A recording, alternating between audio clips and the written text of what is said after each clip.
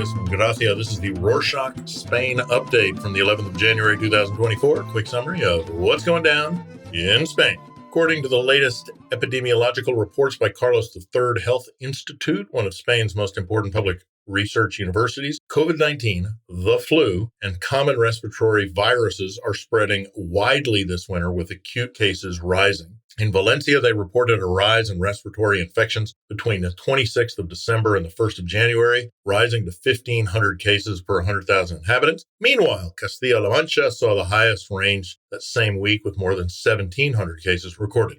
On Monday the 8th, the government announced that wearing masks will be compulsory in all healthcare centers and hospitals nationwide for people with symptoms, medical professionals, and those in the waiting room. Health authorities in 5 provinces, including Valencia, Murcia, and Catalunya, had already issued this mandate last week. In Galicia, millions of small white plastic pellets called nurdles, or mermaid's tears, have turned the northwest Iberian Peninsula coastline white. Person first discovered these nurdles used to make plastic products like bottles, bags, and containers on the 13th of December in the Espeñadero beach in La Coruña, and quickly alerted local authorities. Since then, the pellets have continued to appear across Galicia coastlines. The regional government has confirmed that the pellets are from a merchant ship en route to Portugal owned by the Danish company Maersk. Ship crew later told maritime authorities that half a dozen containers loaded with potentially toxic bags of nurdles had fallen into the sea during its voyage. Thousands of volunteers have mobilized along the coast with sieves and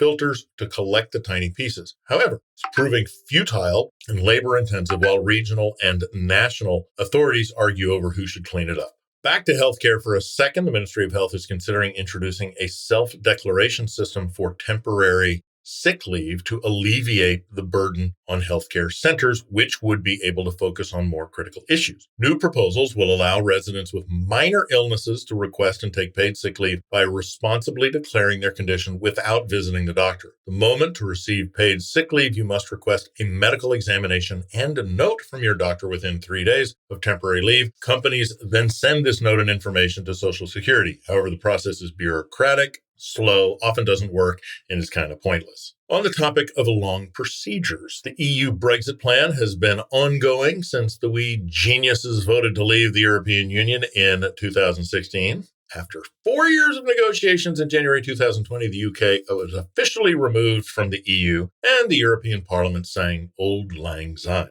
However, many things are still up in the air 3 years later. For instance, a Spanish woman made international news this week after the UK border goons refused her entry after the Christmas holidays due to unclear Brexit rules. The Spanish woman has been living in Bedfordshire, UK since 2020 with her husband and in-laws, and before that, from 2014 to 18, while pursuing a veterinary apprenticeship. However, despite actively appealing and holding a certificate permitting her to work in the UK, the document was rejected at the border and she was sent back to Spain, where she's been told she has to wait a month until she can try again, and maybe it'll work then.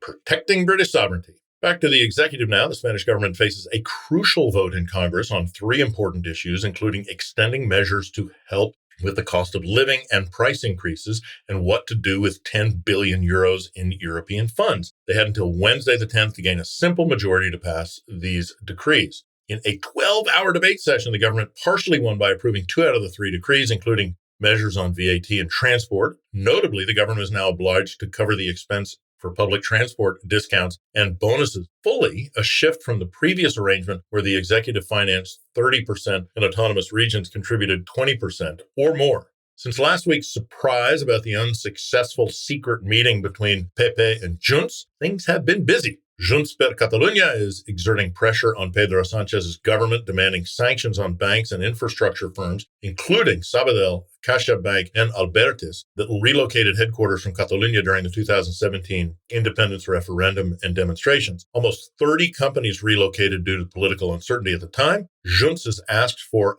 Catalan obedience, urging companies with significant activities in Catalunya to reestablish their headquarters in the autonomous community, proposing sanctions if they don't. Additionally, Junts wants to incentivize companies to return with tax breaks like Aguas de Barcelona that returned in 2018. Junts per Catalunya also secured a symbolic victory, obtaining immigration power from PSOE, meaning they have more influence over policies, regulations, and decisions related to immigration in the region. However, As heads of state, the responsibility and implementation of policies will still fall on the PSOE coalition.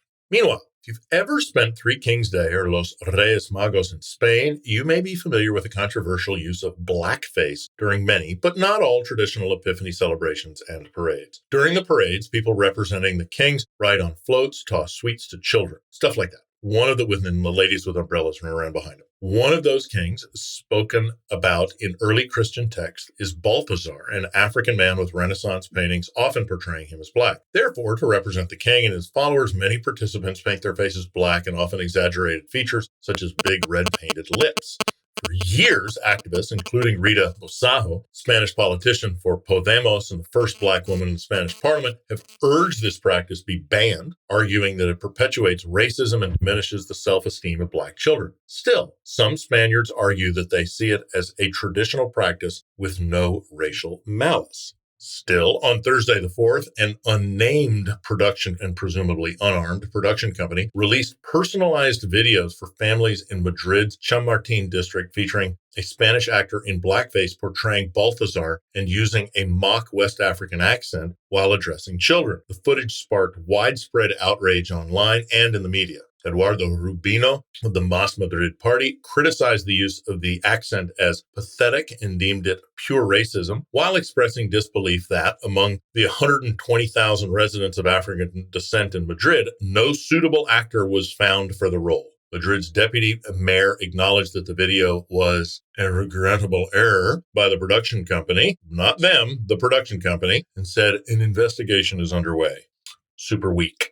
Following on from last week's sad news about Carmen Valero, another important figure died on Wednesday the 10th, César Alierta, the former president of the Spanish telecommunications company Telefónica. Much of Telefónica's success can be attributed to César Alierta. Between 2000 and 2016, his leadership propelled Telefónica to become the first Spanish company and one of the few in Europe to join the Dow Jones Global Titans 50 Index, where Telefónica earned a spot among the world's 50 most successful and largest global companies. Speaking of successful companies, on Tuesday the 9th, Gotham City Research Company accused Grifols, Spain's global healthcare leader based in Barcelona, of fraud. Gotham City Research Company claims that the Barcelona-based company artificially manipulated its debt and earnings through transactions with a company related to the Grifols family that controls the group. The short seller alleges that Grifols continued to report profits from two businesses, PBC Plasma and Haema, after their sale to Scranton Enterprises, a family vehicle. Grifols, headquartered in Barcelona, but with tax residence in Ireland since 2015, has vehemently denied the allegations, stating them as, quote, false information and speculations, end quote. Since the accusations came out, Grifols' share price has plunged by almost 40%, wiping out billions of euros its market value. The accusations have significant implications in the U.S., as Grifols' most crucial market is responsible for 60% of the company's sales and about 2/3 of its workforce. Ending this episode with some sports updates. Rafael Nadal, the Mallorcan tennis player, has cut his time on the court short after his great comeback last week. After requesting a medical timeout during a match on Friday the 5th, Nadal was withdrawn from the Australian Open due to concerns about his recurring injuries. And that's it for this week. Tell your friends about the show. Toss us some cash via the link in the show notes. Please. Hasta la próxima.